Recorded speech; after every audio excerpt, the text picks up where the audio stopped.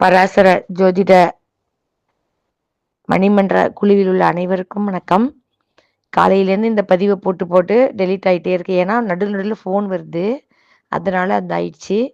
மற்றபடிக்கு இந்த கதையை உங்களுக்கு தெரிவிக்க வேண்டும் அப்படின்னு சொல்லிட்டு நம்மளது ஐயா மதிப்பிற்குரிய திண்டுக்கல் ஹரிஹர சர்மா அவர்கள் இந்த 2 ஸ்லோகம் அனுப்பியிருந்தாங்க. அந்த ஸ்லோகம் பார்த்தீங்கன்னா, எப்பயுமே விஷ்ணு சகஸ்ரநாமம் ஆரம்பிக்கும் போது சுக்லாம்பரதனம் சொன்ன உடனேயே அந்த வியாசம் வசிஷ்ட அவதாரம் வரும். அது நடுவுல பாடிக்கிட்டு இருக்கும்போது வியாசாய விஷ்ணு ரூபாய அப்படிங்கிற ஒரு 4 லைன் வரும். இந்த 4 லைனை போட்டு இந்த பராசரருக்கும் இந்த 4 லைனுக்கும் இந்த ஸ்லோகத்திற்கும் ஒரு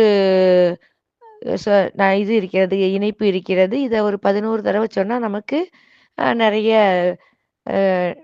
ஞானம் கிடைக்கும் அப்படிங்கிற மாதிரி ஐயா போட்டிருந்தாரு.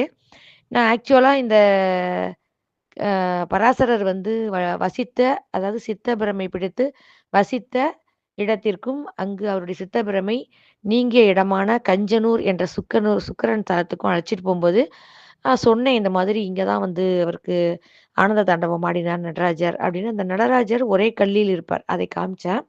எல்லாரும் தரிசிச்சாங்க. அப்போ இவர் ஐயா வந்து அவர்கள் சொன்னார், நவக்கிரக கோலாட்டம் அப்படின்னு ஒரு வரியை சொல்லிட்டு இந்த ஸ்லோகத்தை போட்டிருந்தார். அப்போதான் எனக்கு தோணுச்சு, நம்ம இந்த கதையை இந்த கதை, அதாவது இந்த ஸ்லோகம் ஏற்பட்டதற்கான கதையை சொல்லலையே அப்படின்னு ஒரு நினைப்பு வந்துச்சு. எப்போவுமே நம்ம ஒரு விஷயத்த சொன்னோம்னா நம்ம கொஞ்சம் ஜனரஞ்சகமா ஒரு ஒரு கதை மாதிரி சொல்லும்போது மக்களுக்கு நல்ல மனசுல பதிஞ்சிரும். அது மாதிரி இந்த 4 வரியை கேட்ட உடனே அதில் இருக்க சாராம்சத்தை உங்களுக்கு கதை, அது ஒரு கதை, அதை வந்து உங்களுக்கு சொல்லலாம் அப்படின்னு சொல்லிட்டு 2 தடவை ட்ரை பண்ணேன். அது போஸ்ட் பண்ணும்போது டெலீட் ஆகிடுது. என்னன்னு சொல்லும்போது ஐயா அவங்களே ஃபோன் பண்ணாங்க. ஒரு 11 தடவை அதை சொல்லிட்டு சொல்லேன், உனக்கு அந்த கதை வந்து ஒழுங்காக போஸ்ட் ஆகிடும் அப்படின்னு சொன்னாங்க. ஆமாங்க ஐயா, என்னன்னு தெரியல, நான் போஸ்ட் பண்ணுறேன், ஒருவேளை பராசர மணிமன்றத்துக்கு போகிறதுக்கு முன்னாடி டெலீட் ஆகுது என்னன்னு கேட்டதுக்கு சொன்னார் ஐயா, எதையுமே வந்து நீ கதை சொல்லும்போது நீ சொல்லலாம், ஆனால் வந்து ஒரு தடவை சாமியை நல்லா ப்ரே பண்ணிட்டு சொல்லு அப்படின்னு சொன்னார். ரைட்டு, அதுவும் சரி, நம்ம கொஞ்சம் வேலையெல்லாம் முடிச்சுட்டு உங்களுக்கு பண்ணலாம் அப்படின்னு இருந்தோம். அது என்ன கதை அப்படின்னு சொன்னீங்கன்னா, அவருக்கு 4 லைன் முன்னாடி போட்டிருப்பார். அந்த இடத்துல வந்து வசிஷ்ட முனிவரின் பையன் வந்து சக்தி ரிஷி. சக்தி ரிஷியோட பையன் பராசரர். பராசரருக்கு பையன் வியாச முனிவர். இப்படி நம்ம ஞாபகம் வச்சுக்கணும். அப்ப 4 தலைமுறை இல்லையா? இப்ப வசிஷ்டர் யாரு அப்படின்னு பார்த்தீங்கன்னா, வசிஷ்டர் என்பவர் பிரம்மா இருக்காரு இல்லையா? உலகத்தை படைக்கிறதுக்காக, உயிரினங்களை படைக்கிறதுக்காக அவரை நியமிக்கிறார் சிவபெருமான். அவருக்கும் 5 தலை குடுக்குறார். 5 தலை குடுத்து, ஒரு ஞானத்தை குடுத்து, ஒரு உயிரினங்களை உருவாக்கு. இந்த உலகத்தை அழிஞ்சவுடன் இன்னொரு யுகம் ஆரம்பிக்குது. ஒரு உயிரினங்களை உருவாக்குன்னு சொல்றார். அப்போ வந்து ஃபர்ஸ்ட்டு உயிரினங்கள உருவாக்கிட்டா எல்லாருக்கும் ஞானம் கிடைக்கணும். எல்லாருக்கும் எல்லா விஷயம் தெரியணும்ல. அது யார் சொல்றது? அப்படிங்கிறதுக்கு அவர் மனசுலேருந்து தோன்றாங்க ஒரு 10 பேர். அதாவது மனசுலேருந்து தோன்றுபவர்களை மானச புத்திரர்கள் அப்படின்னு சொல்லுவோம். மனசுலேருந்து தோன்றியவர்கள் 10 பேர். அந்த 10 பேருக்கு பேர் வந்து பிரஜாபதின்னு பேர். பிரஜாபதி தட்சன் சொல்லுவோம் இல்லையா? அதுல தட்சன் ஒருத்தன். வசிஷ்ட முனிவர் ஒருத்தர். இந்த 10 பேர்ல. இந்த 10 பேருக்கு மட்டும் சொல்லிக் குடுக்குறார். இப்படித்தான் வேதங்களையோ, அப்படித்தான் இந்த உலகத்துல எப்படி வாழணும், உலக உயிரினங்களுடைய கடமை என்ன, எப்படி இந்த உலகம் படைக்கப்பட்டது அப்படிங்கிற விஷயங்கள் எல்லாம் நமக்கு குடுப்பதற்காக இந்த ரிஷிகள், முனிவர்களும் நியமிப்பாங்க. அதுல அவரு வசிஷ்டரும் ஒருத்தர். அப்ப அந்த வசிஷ்டருக்கு என்னன்னு கேட்டீங்கன்னா, 100 பிள்ளைங்க. ஒரு பையன் சக்தி ரிஷி. அதுக்கப்புறம் 100 பிள்ளைங்க. அவரு நல்லா சொல்லிக் குடுத்து அந்த பையன் வளர்ந்திருக்கிறான். 100 பிள்ளைங்களும் இருக்கு. எல்லாரும் போயிட்டுருக்காங்க. ஒரு ஒரு வழி பாதையில போயிட்டுருக்கும்போது, யாராவது விட்டு குடுத்தா தான் இந்த பக்கம் வர முடியும். எதிர்பார்த்து. அப்போ அந்த பக்கம் வந்து ஒரு பெரிய ராட்சசன் வரான். கல்மாஷன்னு பேரு. அவன் அங்கேருந்து வரான். வந்த உடனே, "நீ ரிஷியா இருந்தா என்ன? இறங்கி வழி விடு" அப்படிங்கிறார். இவர் ரிஷி இல்ல. இவர் வந்து எல்லாம் தெரிஞ்ச ரிஷி. "நான் உனக்கு வழி விடுறதா? நீ இறங்கி எனக்கு வழி விடுங்கிறார்." 2 பேருக்கும் சண்டையில டக்குன்னு இவர் என்ன பண்றாரு, சக்தி ரிஷிய முழுங்கிடுவார் ராட்சசன். இந்த 100 பிள்ளைங்களையும் முழுங்கிடுவார். முழுங்கி அழிச்சிருவார். அப்போ வசிஷ்டருக்கு ரொம்ப மனசு கஷ்டமா போயிரும். நம்மளுடைய வாரிசுகள் தானே எல்லாத்தையும் சொல்லணும். ஆனா, அந்த வாரிச அந்த ராட்சசன் கொன்னுட்டானே! 100 பிள்ளைங்களும் செத்து போயிடுச்சே! அப்படின்னு சொல்லிட்டு கவலையா இருப்பார். அப்ப சக்தி ரிஷியோட மனைவி என்ன செய்வாங்க, "இல்லங்கய்யா, என் வயிற்றில் கரு இருக்கிறது. சக்தி ரிஷியோட கரு இருக்கிறது. உங்களுக்கு வாரிசு உங்கள் பேரனாக அழியவில்லை" அப்படின்னு சொல்றாங்க. சரின்னு இவர் எல்லாத்தையும் வயிற்றுக்குள்ள இருக்கும்போதே எல்லாத்தையும் சொல்லிக் குடுத்து வளர்க்குறார். எல்லா குழந்தையும் 10 மாசத்துல வந்தா, இவர் 12 வருஷத்துக்கே வர மாட்டேங்கிறார். அவர்தான் பராசரர். அவரு வயிற்றுக்குள்ள இருக்கும்போதே அவ்ளோ வேதங்கள எல்லாம் கத்துக்கிறார். உள்ளுக்குள்ள அவர் சொல்றது வெளியில கேட்குமாம். உள்ளுக்குள்ள வேதம் இந்த பூணூல்லாம் போடுறாங்க, அந்த உபநயனம் பண்றாங்க. இதெல்லாமே வயித்துக்குள்ள இருந்தே சொல்வாராம். எல்லாம் வெளியில கேட்குமாம். பக்கத்துல போறவங்களுக்கு கேட்குமாம். "என்னங்க வயித்துக்குள்ள சத்தம் கேட்குது? இந்த குழந்தை படிச்சுக்கிட்டு இருக்கு" அப்படி சொல்லுமாம். இப்படி அந்த குழந்தை பிறக்கிறது 12 வருடங்கள் கழித்து.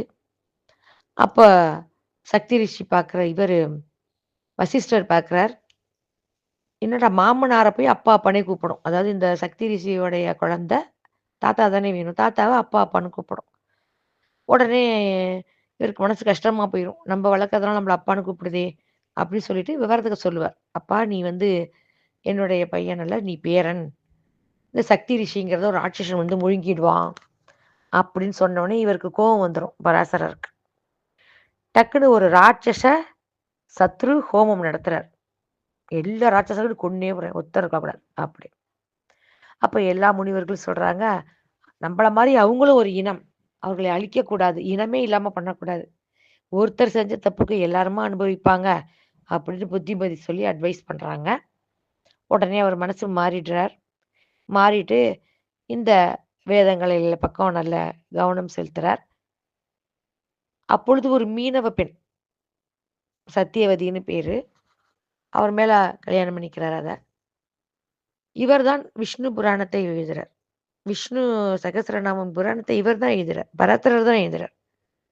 அதை சீரமைத்து வடிவமைத்தது தான் அவருடைய பரதருடைய பிள்ளை வியாசர். நம்ம சாதாரணமா சொன்னா வியாசர் தான் விஷ்ணு சகஸ்ரநாமம் எழுதினாரு, விஷ்ணு புராணம் எழுதினாரு சொல்லுவோம். அப்படி கிடையாது. பராசரர் தான் முதலில் பராசர ஹோரா அப்படிங்கிற ஒரு நூல் எழுதினார். ஜோதிடத்தின் தந்தை, வான்வியலை ஆராய்ச்சி செய்தவர், முதலில் நமக்கு ஜோதிட தத்துவங்களை கொடுத்தவர். இந்த பராசரர் எப்படி இங்க வந்தார் சவுத்துக்கு? அப்படின்னு பார்த்தீங்கன்னா, கைலையில திருமணம் நடக்குது. சிவபெருமானுக்கும், பார்வதிக்கும். எல்லா கூட்டமும் அங்க போயிடுது. பார்த்தா, இந்த பகுதி சவுத் வந்து என்ன பண்ணுது? அப்படியே கொலாப்ஸ் ஆயிடுது. மேல போயிடுது. இங்க பள்ளம் ஆயிடுது நார்த். சமன்படுத்துப்பா எல்லாரும் இங்க இருக்காங்கன்னு சொல்லி அகத்திய முனிவர் ஒருத்தர் போனா போதும்னு பொதிகை மலைக்கு அனுப்புறார். அதே மாதிரி பராசரரையும் விந்திய மலைக்கு அப்பேருந்து இங்க அனுப்புறார். இந்த ஊர்க்காரங்களே 2 பேரும் கிடையாது. அகத்தியரோ, பராசரரோ இந்த சவுத்த சேர்ந்தவர்கள் கிடையாது. அங்க விந்திய மலைக்கு அப்பாற்பட்டு இங்கே வராங்க. இங்க வந்து சவுத்துல இருக்கவங்களுக்கு அந்த ஞானத்தை கொடுக்க வராங்க. வரும்பொழுது அகத்தியர் பொதிகை மலையில இருக்கிறார். இவர் வான்வியலை பத்தி தவம் இருந்து வான்வியலை பத்தி ஆராய்ச்சி செய்றார். இங்க சவுத்துல வந்து தான். பண்ணும்போது தான் அவருக்கு நிறைய சூட்சுமங்கள் தெரியுது. வானிலை இவ்வளோ இருக்குது, இவ்வளோ கிரகங்கள் இருக்கு, இதெல்லாம் மனிதனை வழிநடத்தப் போகிறது அப்படின்னு சொல்லி எல்லாத்தையும் எழுதுறார். எல்லாத்தையும் கண்டுபிடிக்கிறார். அதிகமான ஞானம் போனதுனால அவருக்கு சித்தம் கலங்கி விடுகிறது. அவர் இருந்த இடம் கஞ்சனூர், சுக்கரன் ஸ்தலம். அந்த இடத்துல சிவபெருமான் வரார். நம்ம ஞானம் கொடுத்து தானே ஓவரா போயிட்டாரு. மண்டை கலங்கிடுச்சு அப்படின்னு சொல்லிட்டு அவருக்கு ஆனந்த தாண்டவ காட்சி காமிக்கிறார். அவருக்கு சித்தம் தெளிந்து விடுகிறது. உடனே கேட்டுக்கிறார். நான் கண்ட காட்சியை வருங்காலத்துல எல்லா யுகத்திலேயும் மனிதர்கள் பார்க்க வேண்டும் அப்படின்னு சொன்னோனே, நான் இப்படிதான் ஆனந்த தாண்டவ காட்சி ஆடினேன் என்று ஒரு கல்லில் சமைந்து விடுகிறார். அது ஒரே கல்லால் ஆன நடராஜர் சிலைய தான் நீங்க சுக்கிரன் ஸ்தலத்துல அவங்களுக்கு காமிச்சிருப்பேன். நமக்கு தெரிந்தோ தெரியாமலோ பராசர ஜோதிட மணிமன்றம் வச்சிருக்கீங்க. பராசரர் ஆதி காலத்துல அவர்தான் ஜோதிடத்தின் தந்தை. பராசரகோரா என்ற நூலை எழுதி ஜோதிடத்தை முழுமையாக நமக்கு கொடுத்தவர். அப்போ இதுக்குள்ள இருக்கவங்க இந்த பராசரர் பத்தியே தெரியாம இருந்தா அப்படின்னு சொல்லிட்டு தான் இந்த கதையை வந்து உங்களுக்கு நடராஜர்கிட்ட போகும்போது சொன்னேன். பட் இந்த கதையை நான் பஸ்ஸில் சொல்லியிருக்க மாட்டேன். ஏன்னா டைம் இல்லை. உடனே குயிக்காக வந்துடும். சூரியன்லேருந்து சுக்கிரனுக்கு சீக்கிரம் சீக்கிரம் பறந்து பறந்து வந்தோம். ஃபாஸ்ட்டாக வந்தோம் மத்தியானம் வரைக்கும் இல்லையா? அந்த டைம் கேப்பில் நான் சொல்லலை. வேறு வேறு கதைகள் பேசாமல் இது மறைஞ்சிருச்சு. ஆனால் அதை சொல்ல வைக்கிற மாதிரி ஐயா அவர்கள் இந்த 2 ஸ்லோகத்தை போட்டார். அப்போதான் இந்த 4 வரியோட அர்த்தம் என்ன? வசிஷ்ட முனிவரின் பேரனும் வசிஷ்ட முனிவரின் கொள்ளு பேரனுமாகிய வியாசர், வசிஷ்டர், வியாசர், பராசரர், சக்தி ரிஷி என்ற 4 தலைமுறைகளையும் வணங்கி இந்த விஷ்ணு சகஸ்ரநாம புராணத்தை நான் பாடுகிறேன் அப்படின்னு ஆரம்பிப்பாங்க. சுக்லாம்பரதனம் சொன்னவனே இந்த 4 லைனை சொல்லுவாங்க. விஷ்ணு சகஸ்ரநாமம் ஆரம்பிக்கும் போது பாருங்க அது வரும். எப்பயுமே நம்ம ஒரு நிகழ்ச்சியை ஆரம்பிக்கும் போது அந்த 4 வரியை சொல்லும்போது ஒரு ஸ்டார்டிங் நல்லா இருக்கும் அப்படிங்கிறதுக்காக அந்த 4 லைனும் வியாசாய விஷ்ணு ரூபாய வியாச ரூபாய விஷ்ணவே அப்படின்னு சொல்றார். நீங்கள் வியாசரை கும்பிட்டா, ஏன்னா இந்த பராசரர் எழுதிய அந்த விஷ்ணு புராணத்தை சீரமைத்து சரியான முறையில் நமக்கு கொடுத்தது வியாசர். அப்போ வியாச ரூபாய விஷ்ணவே விஷ்ணு ரூபாய வியாசர். அப்போ விஷ்ணுவை கும்பிட்டா வியாசரை கும்பிட்டாலே விஷ்ணுவை கும்பிட்ட மாதிரி, விஷ்ணுவை கும்பிட்டாலே வியாசரை கும்பிட்ட மாதிரி, இந்த வியாசரை கும்பிட்டு இந்த வியாசரை கும்பிடும்போது இந்த 4 தலைமுறையும் நமக்கு உதவும், நமக்கு வழி நடத்தி செல்லும் அப்படின்னு சொல்ற மாதிரி அந்த ஸ்லோகம். அந்த 4 வரியையும் இந்த 8 வரியும் தினமும் ஒரு 11 தடவை சொன்னா காலையில எழுந்திரிச்சா 4 தலைமுறையை கும்பிட்டுருவோம் இல்லையா? நம்ம 4 தலைமுறையும் கும்பிட்ட மாதிரி. அதே மாதிரி அந்த கதையை நம்ம விஷ்ணு தான் வியாசர் அப்படின்னு சொல்ற மாதிரி அவ்வளோ அற்புதமான கதையை கொடுத்த அந்த வியாசரை நாம் வணங்கும் பொழுது விஷ்ணுவே நமக்கு நல்ல அருள் புரிவார் அப்படிங்கிற ஒரு முறையில ஐயா அவர்கள் இதை கொடுத்துருந்தாங்க. பட் அதுக்கு அது பார்த்தோன்னே எனக்கு விளக்கம் கொடுக்கணும், அந்த கதையை சொல்லணும்னு தோன்றிடுச்சு. அதனால தான் அந்த கதையை சொன்னேன். ஆனால் அந்த கதை என்னவோ தெரியல, பராசர மணிமன்றத்தில் கொடுக்கறதுக்கு 2 தடங்கள் வந்தது. திடீர்னு இன்னொரு ஐயா சொன்னார், இன்னைக்கு உத்திரட்டாதி நட்சத்திரம், சனியோட நட்சத்திரம்னார். சனி எனக்கு வக்ரம். ஸோ இன்னைக்கு சொல்லக்கூடாதோ அப்படின்னு ஒரு யோசனை. டக்குன்னு ஐயா ஃபோன் பண்ணி அதெல்லாம் ஒன்றும் இல்லை, கதையை போடு அப்படின்னு சொன்னார். வேலையை முடிச்சுட்டு போடுறேன் ஐயா அப்படின்னு சொன்னேன். அதுக்காக தான் இந்த கதையை போட்டேன். அப்போது இந்த நம்ம நம்ம போன இடம் எவ்வளோ அற்புதமான இடம். அப்போ நமக்கு ஞானம் வரணும், நம்ம இன்னும் கொஞ்சம் மேன்மேலும் வளரணும்னா இந்த 4 தலைமுறையை வணங்கணுங்கிறார். ஏன்னா ஜோதிடத்தை கொடுத்தவரே அவர்தான். பஞ்சாங்கம் பிறந்த இடம், பஞ்சாங்கம் பேசுறீங்க பார்த்தீங்களா? அந்த பஞ்சாங்கம் பிறந்த இடமே சுக்கிரன் தலத்துல கஞ்சனூர்ல தான் பிறந்தது, எழுதப்பட்டது. இவர் தான் எழுதினது, பராசரர் தான். அவ பஞ்சாங்கமும் பிறந்த இடம். பராசரர் கொடுத்த அந்த ஜோதிட ஞானத்தை பெறுவதற்காக எத்தனை பேர் வந்திருப்பாங்க ஜோதிடர் இந்த இடத்துக்கு? நம்ம குழுவுல 25 பேர் போயிட்டோம். எத்தனை ஜோதிடர்கள் வந்தாங்கன்னு நமக்கு தெரியாது. இருந்தாலும் நம்ம போயிட்டோம். அந்த ஞானத்தை நமக்கு நல்ல ஒரு தெளிவான ஞானத்தை கொடுத்து இந்த பராசர மணிமன்றம் வேர்ல்டு லெவல்னு போட்டிருக்கோம். அதற்கான வழிவகைகள் உங்களுக்கு கதைகள் அது இதுன்னு கிடைச்சிட்டு இருக்கு.